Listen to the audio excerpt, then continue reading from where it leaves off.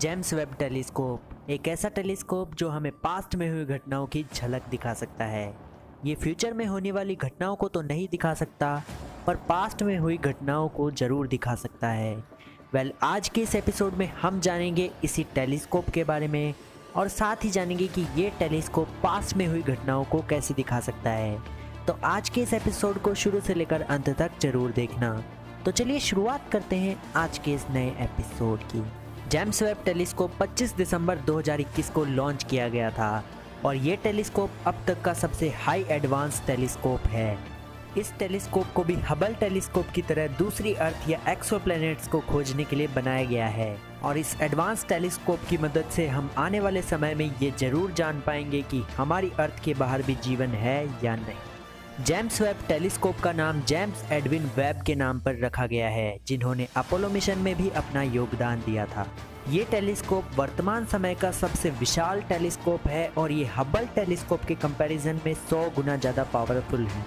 इसके साथ ही James Webb telescope mid infrared wavelengths पर काम कर सकता है, जबकि Hubble telescope mid infrared wavelengths के लिए ऑप्टिमाइज्ड नहीं था। यहाँ इंफ्रारेड का मतलब है बिलो रेड, क्योंकि इसकी फ्रीक्वेंसी रेड कलर से नीचे होती है और जो भी चीज़ हीट करती है वहाँ से इंफ्रारेड निकलती है। इसी के साथ इस टेलीस्कोप के मिरर भी हबल टेलीस्कोप की तुलना में 2.7 डायमीटर ज़्यादा बड़े हैं और इन मिरर्स पर 48.25 ग्राम गोल्ड की एक परत है, क्योंकि गोल्ड ही एक ऐसा मेटल है जो सबसे ज़्यादा रेड लाइट को रिफ्लेक्ट करता है। जेम्स वेब टेलीस्कोप की प्रॉपर फंक्शनिंग के लिए फ्यूल की आवश्यकता होती है और इसका फ्यूल इसे 10 साल तक ऑपरेट कर पाएगा। पर अगर इन 10 सालों में जेम्स वेब टेलीस्कोप को रिफ्यूल नहीं किया गया तो ये प्रोजेक्ट वहीं पर ख़त्म हो जाएगा। शायद आने वाले 10 सालों में ऐसी तकनीक का आविष्कार हो जाए जिससे इसकी रिफ्यूलिंग की जा सके। इसी के साथ नासा के अनुसार इस टेलीस्कोप में 300 से भी ज़्यादा टेक्निकल प्रॉब्लम्स आ सकती है और इनमें से कोई भी टेक्निकल इश्यू आ गया तो ये पूरा प्रोजेक्ट ख़राब हो जाएगा और नासा ने इसमें करीब $10 बिलियन खर्च किए हैं। जेम्स वेब टेलीस्कोप को ठंडा रखना बहुत ज़रूरी है, क्योंकि अगर James Webb telescope heat generate करेगा तो उसमें से भी इंफ्रारेड वेव निकलेगी और ऐसी ही परिस्थिति के लिए इस टेलीस्कोप में एक सन शील्ड लगाई गई है जो एक पतंग की शेप में है।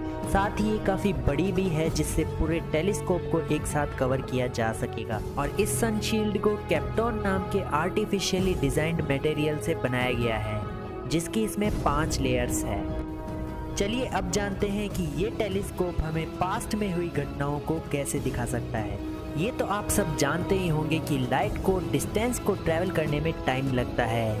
इसका एग्जाम्पल आप सूरज और धरती से ले सकते हैं, क्योंकि सूरज की लाइट धरती तक पहुंचने में 8 मिनट लगते हैं और अगर किसी दिन सूरज गायब हो गया तो 8 मिनट तक तो हमें पता भी नहीं चलेगा कि हमारा सूरज गायब हो गया है। मतलब कि हम जब भी सन को देखते हैं तब हम 8 मिनट्स पास्ट में देखते हैं। ऐसे ही जब हम किसी तारे को देखते हैं तो वो मिलियन लाइट ईयर्स पहले के समय का दिखाई देता है और कुछ स्टार्स तो हमारी धरती से 13 बिलियन लाइट ईयर्स दूर हैं और इन स्टार्स की लाइट धरती तक पहुंचते पहुंचते 13 बिलियन ईयर्स गुजर चुके होते हैं। इसी तरह हम बिग बैंग के बाद स्टार्स की फॉर्मेशन को देख सकते हैं। साथ ही हम धरती से 100 मिलियन लाइट ईयर्स दूर जाके धरती के इतिहास को भी देख सकते हैं और इसीलिए कई साइंटिस्ट इसे एक टाइम मशीन कहते हैं। अब आप कमेंट करके बताइए कि क्या जेम्स वेब टेलीस्कोप हमारे इस ब्रह्मांड की सभी मिस्ट्रीज को सॉल्व कर सकता है। सो आज की इस एपिसोड में बस इतना ही। आपको आज का ये एपिसोड कैसा लगा? अगर अच्छा लगा तो इस वीडियो को लाइक करके जाना और साथ ही हमारे YouTube चैनल अंतरिक्ष ज्ञान को सब्सक्राइब भी कर देना। हम मिलते हैं जल्द ही ऐसे किसी नए एपिसोड और नए टॉपिक के साथ। तब तक के लिए जय Hind and thanks for watching.